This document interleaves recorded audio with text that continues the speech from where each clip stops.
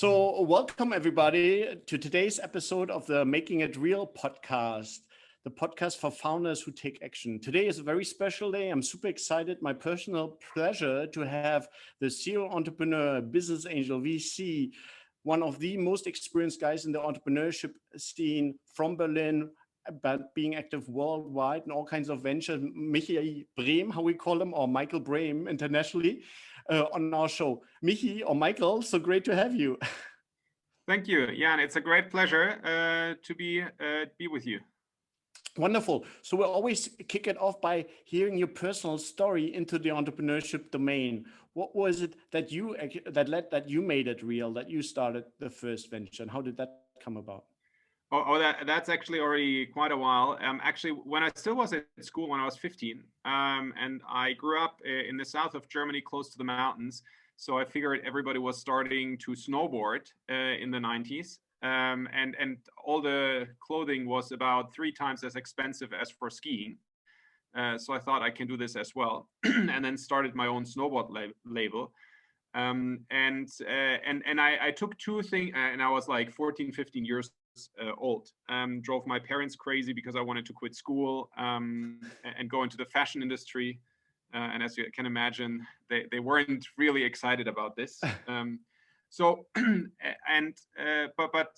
I took 2 things from that. One is it's a lot of fun to do something entrepreneurial. The second one, it's a lot harder than you think.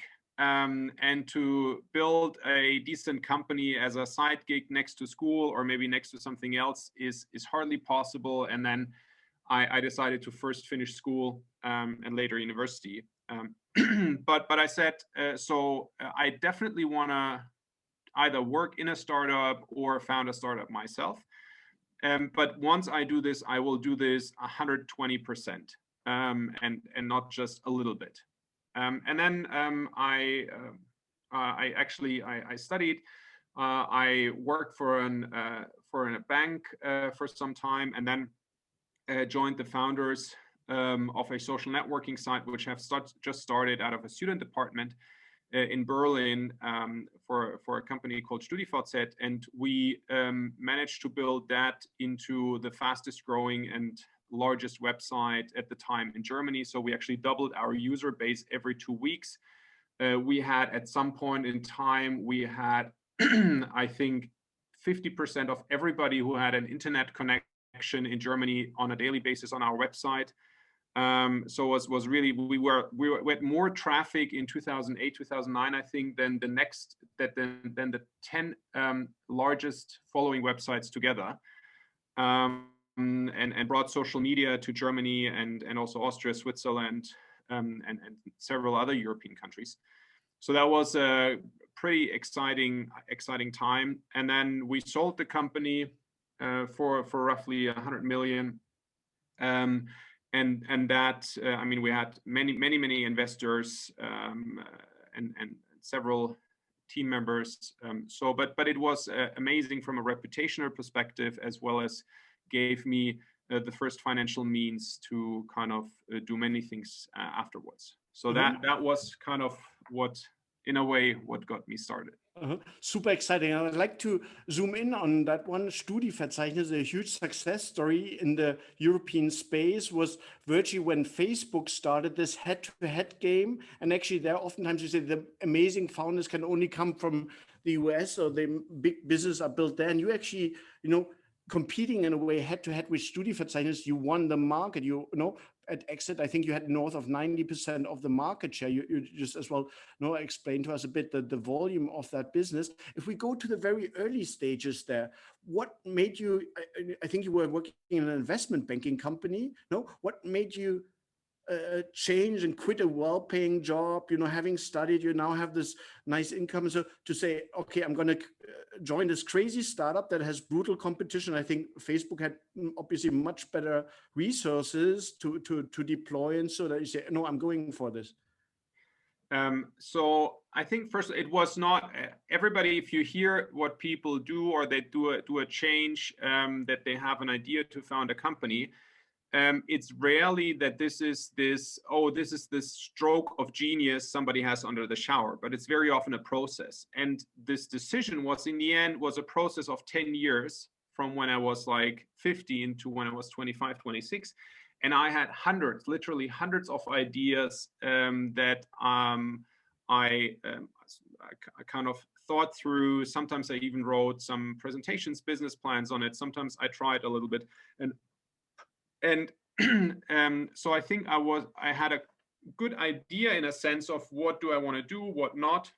And when I saw this idea, it had many things that I liked, from where I thought the timing was right. By the way, also at the time I was doing at the investment bank analytics about the kind of internet space, and it was just when it was coming out of this 2001, 2002 crash. 2003 was still flat, and 2004, 5-ish was the first time it took off a little bit, but the general perception was still, oh, this is actually a kind of very difficult space. And I just saw like everything was going up again.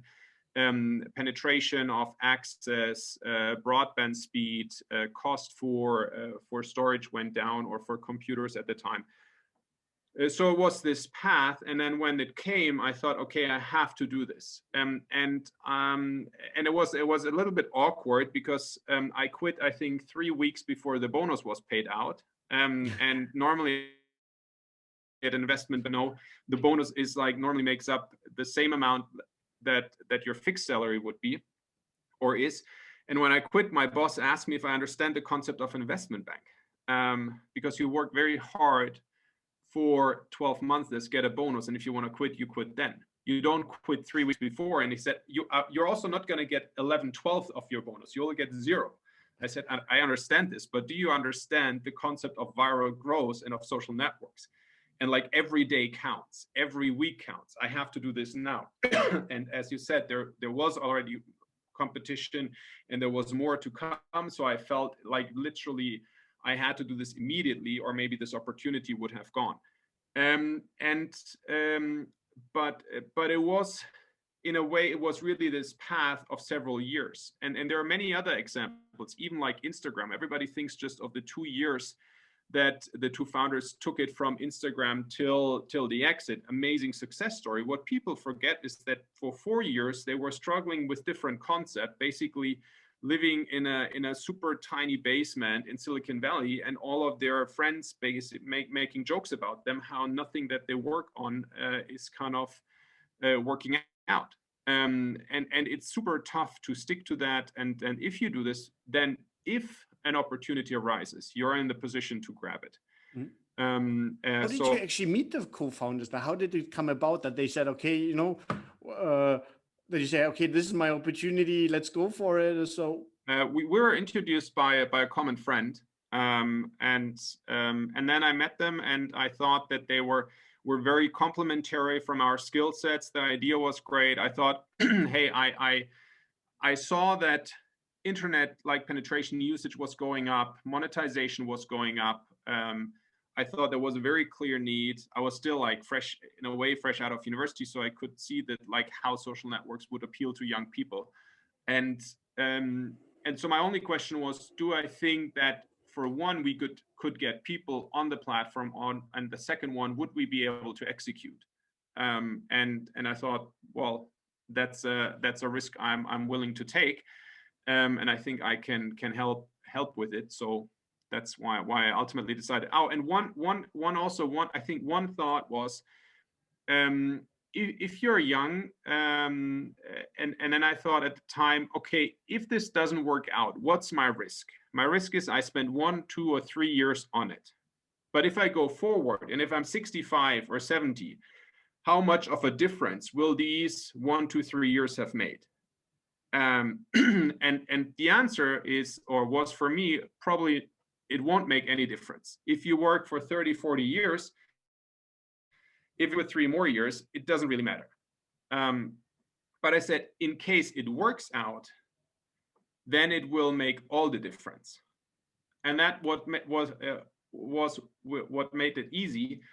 And I think that's also why, if you're fresh out of university or in your first years, your salary obviously is still not that high. You're not married, you don't have kids, no real obligation. So it's a lot easier from a risk perspective to jump.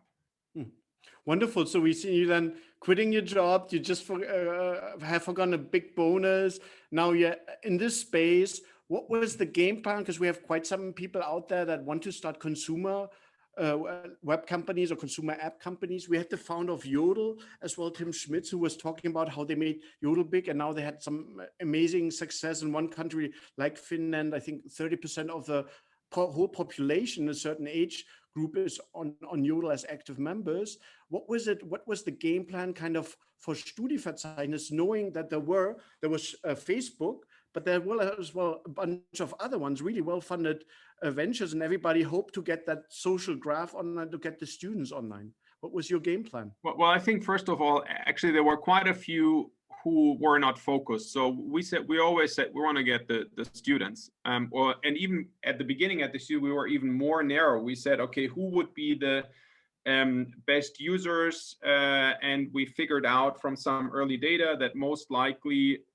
second semester female business administration students are the kind of perfect, not only users, but also from a distribution and from a spreading it by word of mouth, your perfect users. So we were very focused, and then went for a few universities for this target group, which made it well to spread. I think several others were also large, especially larger companies that wanted to enter. They said that was too tiny for them. So they said, we want to do something for everybody because it needs to be huge. We don't want to be just build a social network for 2 million German students. We want to build one for 80 million or for a whole European 300, 400, 500 million population. But by doing this, they didn't appeal. They appealed to everybody and nobody, and we could like build a product and a wording and a kind of everything around this specific target group. So it was very appealing, and it fitted well. I think that was one. Second one, we just worked like crazy. We were on the.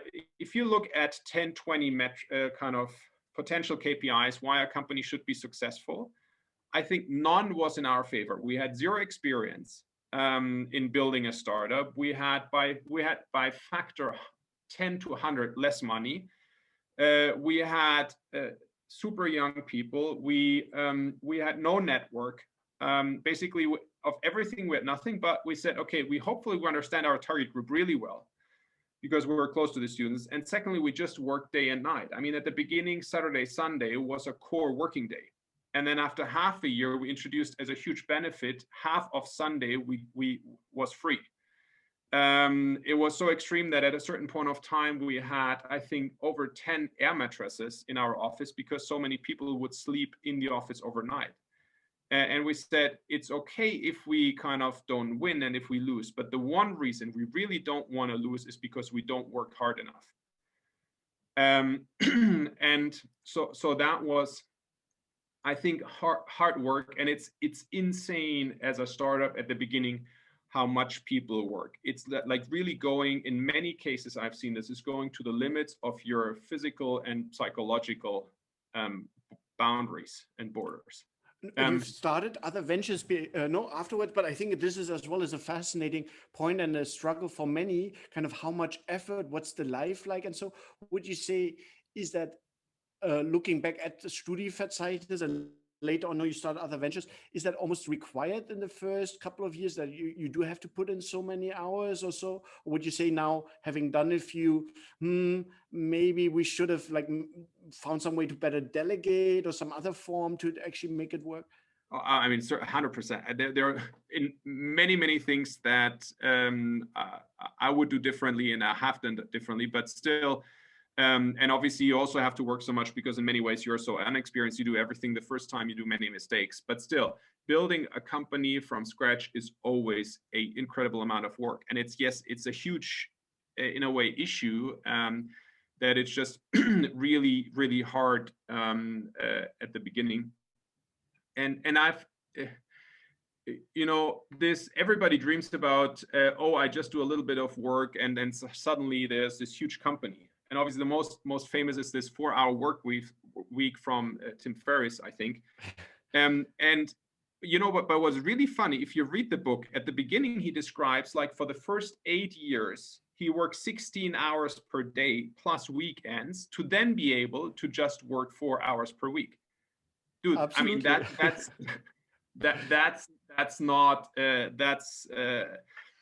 not the kind of glorious thing. The glorious thing is not, I mean, I know many things where you work for 5 or 10 years a lot, and then you can kind of be happy about the fruits. The question is, how do you save the 5 to 10 years super hard work and directly go to the 4-hour work week? And that one I haven't really found. And also don't trust probably many of the maybe sometimes PR stories. I would even say every single person I've met in my life who was successful, no matter where, they worked insane. No, and it doesn't matter if it's an entrepreneur, if it's a manager, if it's even like sports stars. A good example is like Ronaldo. I just read a story from another soccer player, and he said he was just over for drinks on a Sunday with Ronaldo and thought he had some good time. And then after lunch, he said, like, now it's 2 hours training. And he said he made him a hardcore training on a Sunday where he thought he could relax. So it's yeah, anyway, so but maybe coming back to, so that was one success. But the other one is that I think we just tried to be very creative because we didn't have so much money. We just had to try to be kind of really smart. And one marketing campaign we did, which was really lots of fun, is when we launched then also a pupils network. So wanted to go down something for a little bit younger people, not just like high school students, also for people in the US and so on. So for something for high school students, and we said, how can we give it some like notoriety or something? And we said, and we wanted to make it, first of all, we wanted to make it pink. Why pink? Because it was about who are, we thought, okay, a 15, 16-year-old boy, what is he interested, or at least most of them. It's not math for sure. It's most likely girls. So we said, okay, forget about the boys. We need to build the perfect product for girls. So we built the perfect product for girls, and part of it was we made it pink. But then also we went and we activated some of this Berlin underground sprayer community and all over Germany, and we had them pink 1,000 schools. And we gave them not real spray, but this chalk spray. And then also lots of Post-its they put on the schools. And from one Sunday midnight to Monday morning 6 o'clock, we had, I think in total we had 400 people who were pinking 1,000 schools, and obviously that gave it also quite a street cred and an action. And some marketing buzz, I imagine, too. Did you do actually before doing, and because some people think about this as well, these like buzz hacks and so on, what can we do to kind of drum and get attention? Did you do some legal check on that? Actually, like, oh yeah, of course. I mean, we had, so we asked 5 marketing agencies up front. 3 declined because they said it's illegal. You can't go at night into a schoolyard and pink a school. 2 said we would do it, and 1 gave us a proposal for 4 million and the other one for 6 million euros. So that was completely out of budget. And then we said we checked what would be the maximum fine, and it was like something like 100 euros maybe per school, or 200, because you had to kind of take the Post-its off. So we ended up, I think, paying everything, including like for the lawyers, for the material, and just 2 or 3 fines for a few hundred euros. We had costs of 10 to 20,000 euros versus, and obviously we organized it ourselves, versus this 4 to 6 million. And an amazing marketing buzz. What were some other things? One thing as well that I found fascinating, and we heard something similar from Tim as well, this going by university. For them, it was a lot about going in early in the morning when people are kind of, they sit around, maybe it's a boring lecture, having good internet connectivity. That was a core thing, then driving it, having local content there. and then they optimize for this very local content there. Maybe a few highlights for people that want to make it big in the consumer space as well, and that really have this issue: how do I activate in a very cost efficient way my people, my users? I mean, at the time, you need to see not everybody had a computer on their own. Smartphones didn't exist back in 2005 to 2006, or they were just coming. I think the first iPhone was just about to be launched. So I mean, what we did, for example, stuff that were like normally people use the computers in the university labs. So we went to the labs and then put our website as a screensaver on maybe 50 or 100 computers. Things like that. We distributed flyers. I mean, sometimes we called the local radio or the university radio and had 5 or 10 different people calling it and saying, hey, have you heard about this new website? And I thought, oh, if so many people are calling, maybe we need to do a report about it. And then always we try to get like critical mass in a certain kind of very small area. So it was much better to have 100 people in one university than having 100 people in one city over different universities. And so like this really gaining critical mass in a certain target group. And I think this plus being just very close to the customer. So I would say probably the means would be very different, but what's always important is be as close as possible to your customers, talk with them early, and then try to create a critical mass, and be it just if it's in a very small area. But that you get value out of it. Like here would be the density of the students, or certain like student group that, as you said, maybe the business student, second new female. For example, we chose the areas we'd go after for percentage of students versus total population. So we liked cities where you have a high student population. That was very important. And then we checked for, we tried to get to, let's say 30-40% kind of customer penetration in certain maybe faculties, or even down to certain years. We knew once we had 30-40% of a certain year and of a certain class, normally automatically and by virality it went to, you never get to 100% quite, but 98-99%. And then once you have a certain class, then probability that it goes to the class above and below is also high, and that way then it spreads. Mm-hmm. So really, in a way, you have to think of it like concentric rings. Mm-hmm. Wonderful. I think it's really helpful advice here for people. Maybe looking back at the studiVZ experience as well, core mistakes that you did, where you say, I assume as well, I see them in the different ventures in my investments, and so a common way, or problems and struggles that people have because they do things incorrectly, and where you say, hey, please listen to this, that will help you to make it real? It would be a lot, I imagine. They're really there's so, I mean, in the end, you always do so many mistakes. You just need to make sure that you do a little bit less mistakes than things you do right. So I would say a core thing is, it would have saved us a lot of headache if we would have hired a few more experienced people earlier. So I think that the biggest problem when you start a company, or in many new areas in general, you don't know what you don't know, and to be kind of a little bit self-critical about that helps. This is definitely one. The other one, then what we did, we internationalized, and unfortunately we didn't connect the platforms because we thought we could save a few months' time if we just replicated and launched it, but that means that we didn't have these network effects. I think if we would have waited a few months more and built a platform, then if we would have a connected platform, we would have had the opportunity probably to really build a global force, not just one in Central Europe.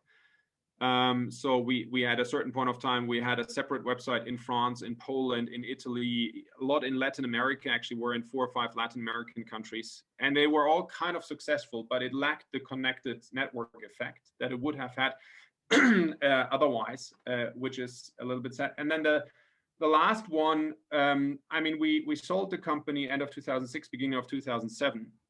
But and we thought, I mean, at the time, from a student perspective, or just somebody who was in kind of in his kind of second year of work, it was a huge success, and I would have never dreamt about having so much success so fast.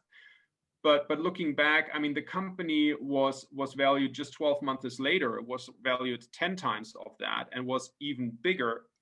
And I think, to really not to sell. So one of the learnings was for me not to sell too early, like think even bigger.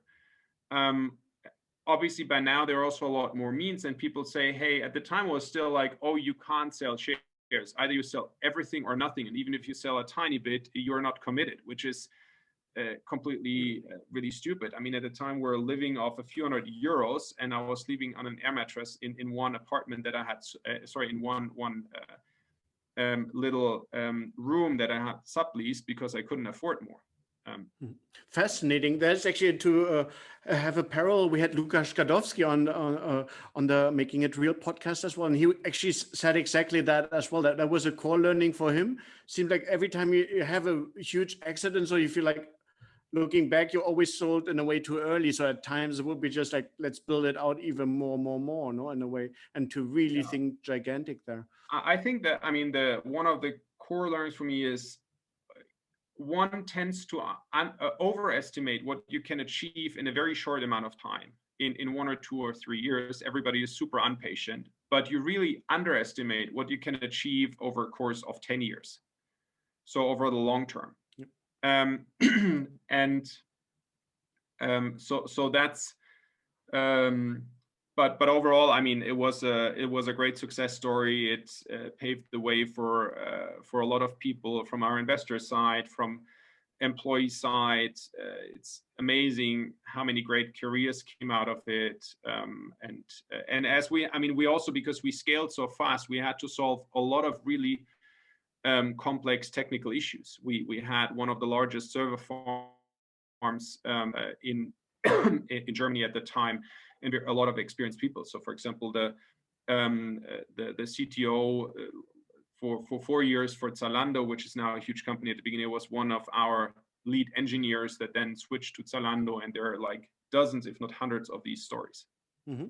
And many people really, were core driver of the Berlin ecosystem. I see it as well from the early 2001s, 2s. It really made this big push because people in companies like yours learned really how to scale and got these skills, and that generated then the second generation of very successful entrepreneurs. So I think there's as well lots of additional benefits. I think we have so much more to cover. We didn't get very far here yet. We just covered the first venture. There's so much more to it.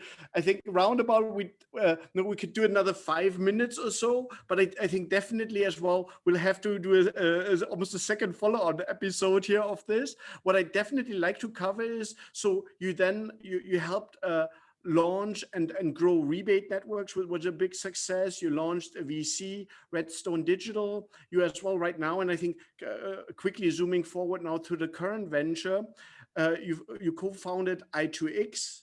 You're the managing director of i2x. Maybe jumping right into the present for now and looking at that. First, how did you determine that there's an opportunity, and kind of what were the first steps to get it started? And then we extract a few lessons learned there. Yeah.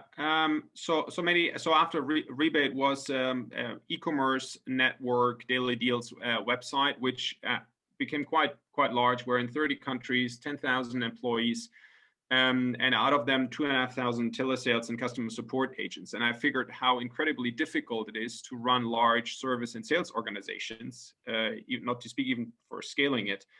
I thought that there was a very big kind of business problem. How do you make people good in communicating with customers? And till today, there is just a limited amount of things you can completely automate. And I think especially if you have human interaction, and it will still take many years till you can automate that.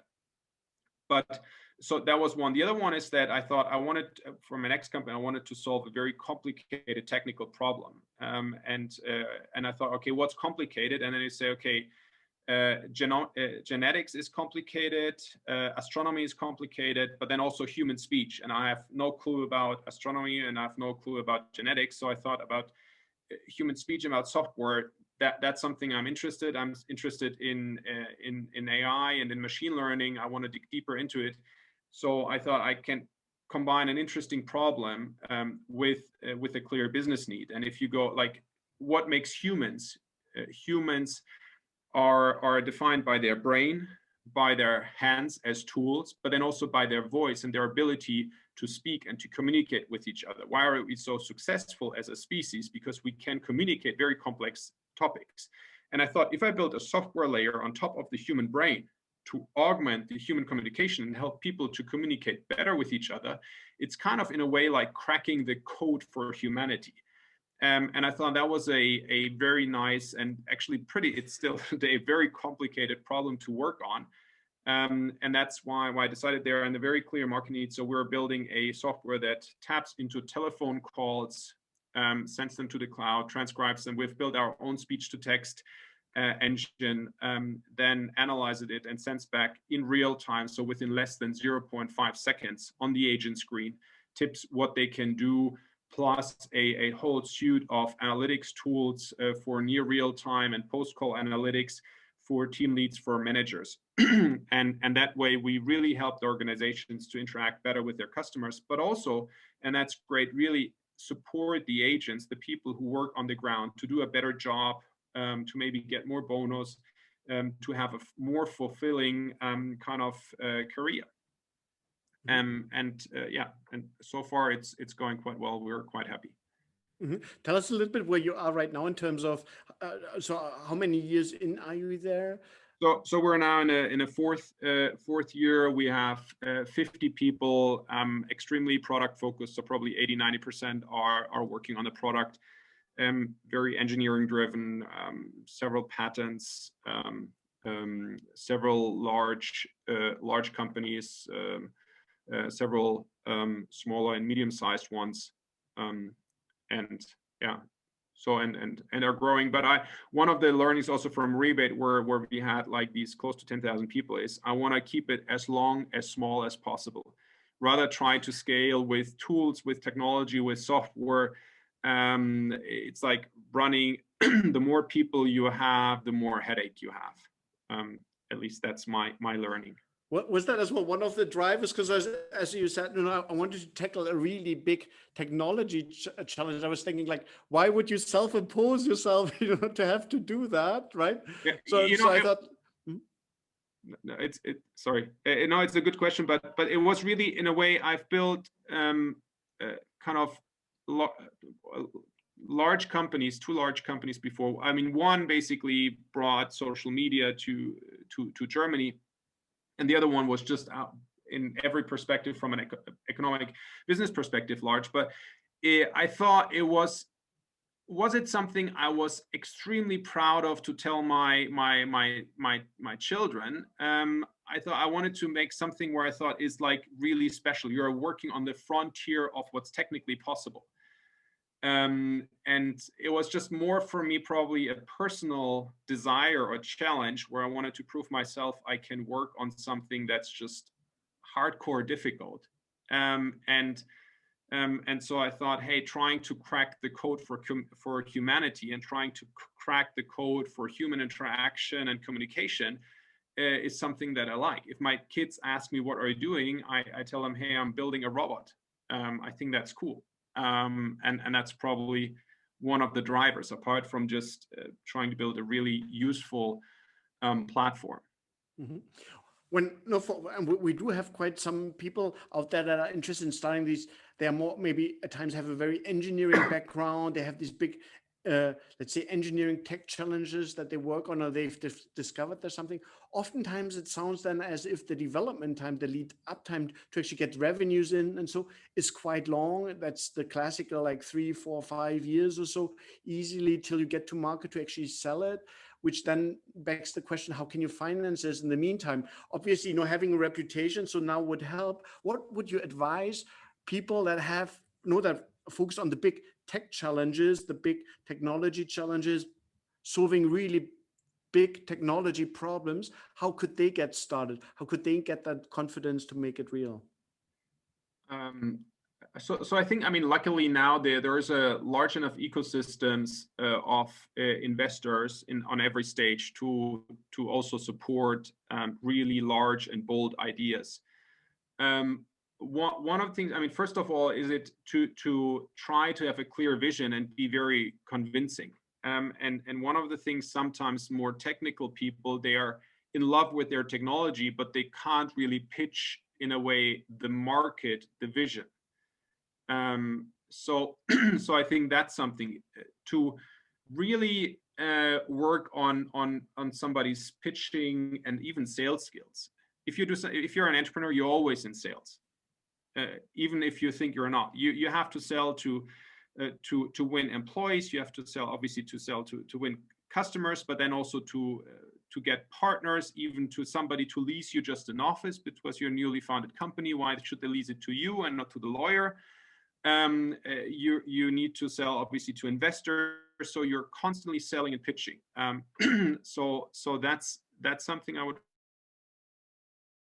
recommend, and try to test as soon as possible. And you can do this also in a business context a lot earlier than you think, because on the one hand side, you could readily develop your product and then go out and sell it, or you just pretend you have it. And I'm not saying that you have it, but do like say, okay, if I had it, what would I do? And then you create your sales deck and you go out and try to sell it. Is there interest? Do you get LOIs? I would always try to get, hey, I get maybe 10 LOIs of people who say, yes, if you build the product like you describe it to me, I would be willing to buy it. And it should be legally non-binding, of course, and just a very, very vague LOI. But just the process of somebody having to sign something will make them think. And it gives you valuable feedback. Because otherwise, people will just tell you, yeah, it's all good, just to get rid of you, because that's the easiest way to kind of get rid of somebody. Tell him everything is great. Fantastic, go build it, and then you are stuck with your engineers. You build it, and then later on they say, well, now it's a different story and whatnot. No, because I had this. The problem is, where do you get that really true feedback? Your family always thinks what you do is great. And then the people, everybody who you don't know very well or even don't know at all, if you ask them for something, they know if they give you negative feedback, you will start questioning why, how, what should I improve? So immediately they are in a half an hour discussion with you. So the question is, you really need to force this half an hour discussion and to force this negative feedback. And you do this by asking them to sign it, because if they don't sign it, then if they tell you everything is great, but they don't want to sign the LOI, you have a reason to say, okay, if it's so great, why wouldn't you want to sign it? And then you get the true feedback. And by the way, if they sign it, then you know you're on the right track. Mm-hmm. What would you do if the common objection here is, well, but my project still then would take a year or so till we have the first version to ship or so. Why would they sign now?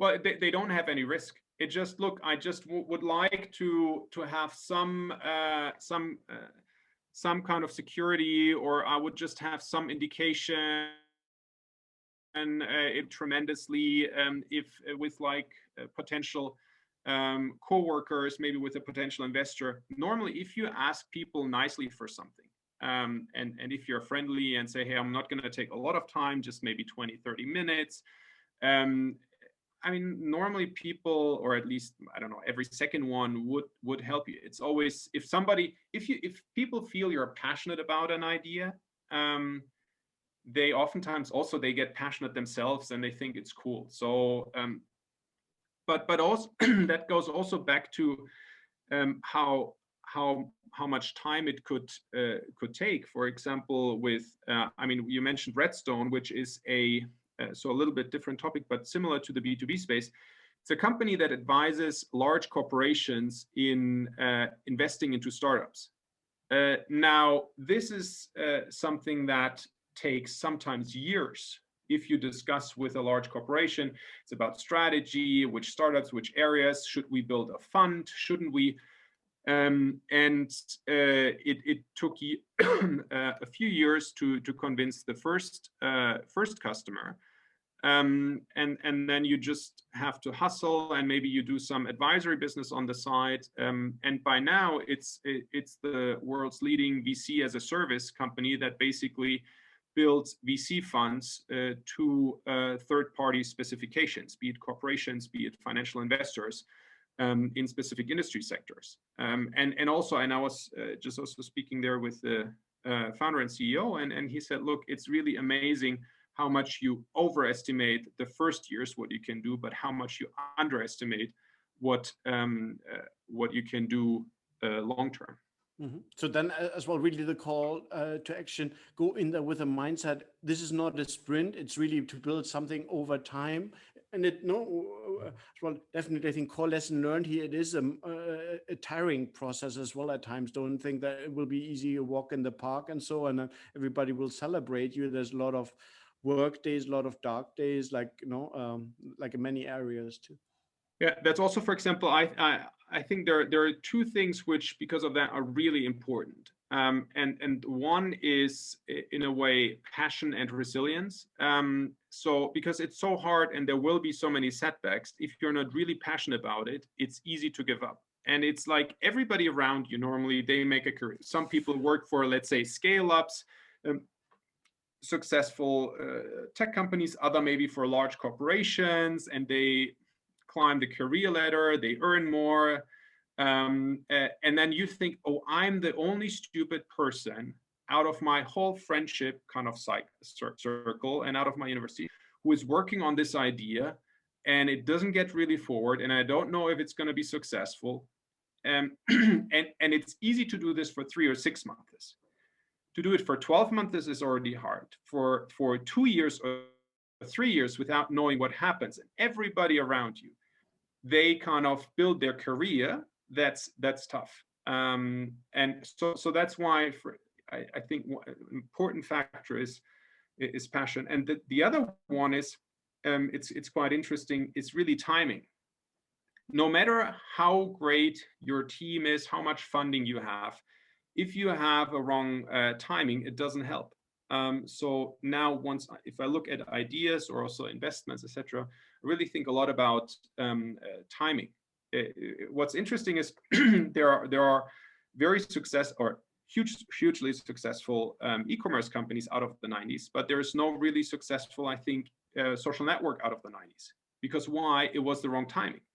There were hundreds of social networks founded in the 90s, but you didn't have the internet penetration, you didn't have the bandwidth, the storage, everything you need from a technical perspective, and from even from a kind of social perspective wasn't there. And there are many examples of that. And you need to see, like, and there's a sweet spot of maybe half a year, 1 year, 2 years, 3 years, where you can build certain types of companies or start them. If you're too early, it doesn't work, because the kind of framework factors are not there. But if you are obviously too late, then there's too much competition and there are already large companies. So it's really about hitting this sweet spot in timing, which is extremely important. Mm-hmm. Very quickly on that, I mean, we could definitely talk to you for hours. It's always so exciting to talk to you and so many learnings. Very briefly, for the ones that are now thinking, well, on timing, if that's so important, do you have a quick suggestion how they can judge if it's the right timing for them, for their project right now? Is that a general rule of thought? If I knew this. I mean, it's really one of the toughest questions, but unfortunately, I don't have the magic answer. But I think the one is just to truly and very critically think about it, and actually trying to force a negative answer on that one, asking why could it not be the right timing? And then actually make it real in a way, push the project out there and see that you have a chance to be rejected in a way, and find out, hey, they're not buying it, learn why. Is that? I mean, obviously, this is like the best thing is always trying to hit the market and trying to sell it, to market it. I mean, not, for example, with consumer products, it's so easy. You build a landing page, you do some advertising on, I don't know, Instagram, Facebook, or in Europe with United Internet on their platforms.